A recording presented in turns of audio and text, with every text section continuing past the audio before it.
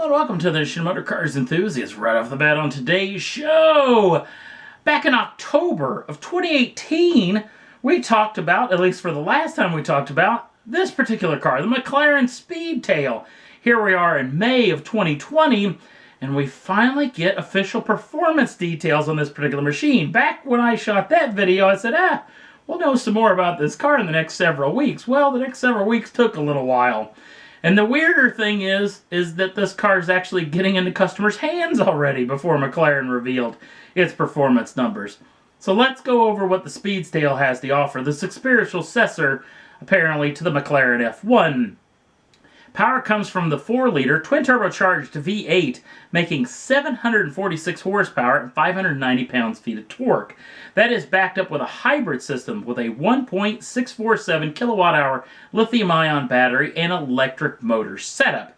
Between the two power plants, power bumped up to 1,055 horsepower and 848 pounds-feet of torque. That will shuffle this 3,153-pound car, which there's a lot of squawk about how much this car actually weighs for being a carbon tub, carbon body, but McLaren's claiming that a lot of the weight had to come from the extensive cooling system for not only the lithium-ion battery, but the electric motor. Trick is, with running something like that, keeping at the optimal temp settings is paramount to when it comes to performance of these particular deals. And they apparently come up with some sort of breakthrough to keep the temperature so they could run this thing as hard as they want to for as long as they want to. And it does beat the mile-an-hour record of the McLaren F1 by almost 10 miles an hour at a confirmed 250 mile-an-hour top speed. Now, there's 106 of these for the world, and a bunch of them already get into customer hands. Apparently, there are still some left, but if you live here stateside, much like I do, there's a trick. Because the driver sits dead stick in the center, and the fact that it doesn't have outside mirrors means this car cannot be legal for public road use in the United States. If you buy this car, you have to buy it under the show and display rule, meaning you can't license it for the street, you can't insure it, you can't do much of anything except for show and display, which is kind of a... yeah, that would be a sticker as far as I was concerned. As much as I think this car is super cool and would love to own one, boy, to have one that I couldn't drive, even though here in Motor Cars HQ, the little town that we drive in is pretty small, and you know what, I could probably drive this thing all over town and the police would probably let me, but you know what, that is kind of a trick that I couldn't take it out to the big 4-lane out here and see if it'll actually do 250 miles an hour. Speaking of doing high speeds on public highways, we've got a brand new Cannonball record. And I've been kind of sitting on this story for, almost a month now, or 3 or 4 weeks, trying to wrap my head on whether I think this was a hell of a feat or an asterisk type situation. And that's kind of where this thing is kind of in limbo. The official people that made the run have yet to really come out and say who they are or where they are, but the trick is, this happened last April. So, statute of limitations is still in effect. You could still get in pretty big trouble for this particular record. The officials are this. They ran an Audi A8. They left the Red Ball garage in Manhattan at, 11:15 in the evening, and 26 hours, 38.4841 seconds later, they arrived at the Portofino Inn in California. This bests the record by almost 45 minutes from the folks who did it just last year in November at a lap of 27 hours and 25 minutes. Now, there's obviously a situation with this thing. They did it in the middle of a pandemic.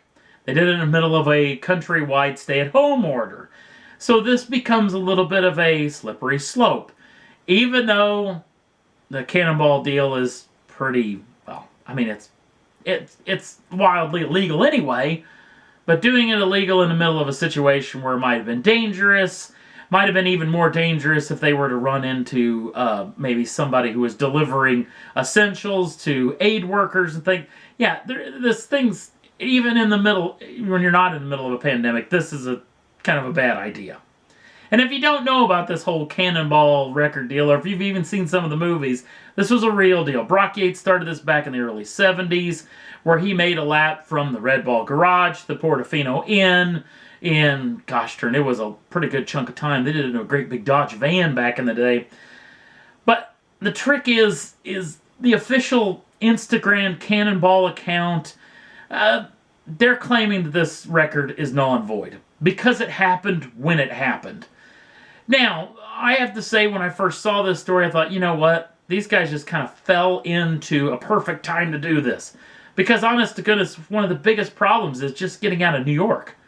And to have a stay-at-home order, have New York be one of the biggest parts of the country that were hit in around April, meant that they got out of town in lightning time. In fact, they probably made up most of their time. And one of the biggest tricks, even though a lot of people claim it's not a big trip, including Alex Roy, if you've ever seen the movie 32 Hours, 7 Minutes, great little documentary about him setting the record back in the day.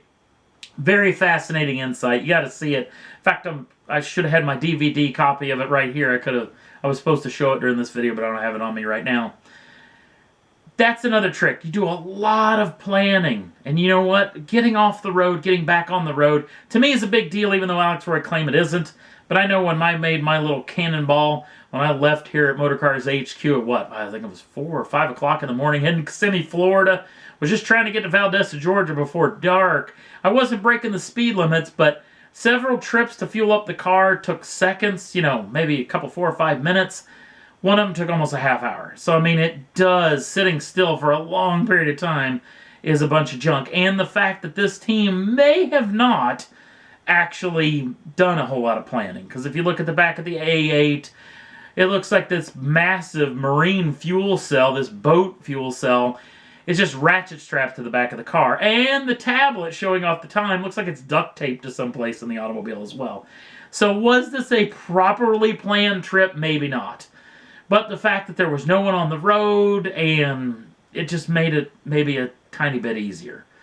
Even though one of your biggest issues is truck drivers. Truck drivers love to call ahead if they find somebody screaming down the road to police. But with police trying to handle other situations, maybe in a little bit light of duty during the whole pandemic situation, yeah, okay. So what do you guys think? Do you think this is a real record? Do you think the record in 2019 should stand? Or are we just talking about a bunch of crap because none of this stuff's legal? There's no rules in this race. It's not like you can come in.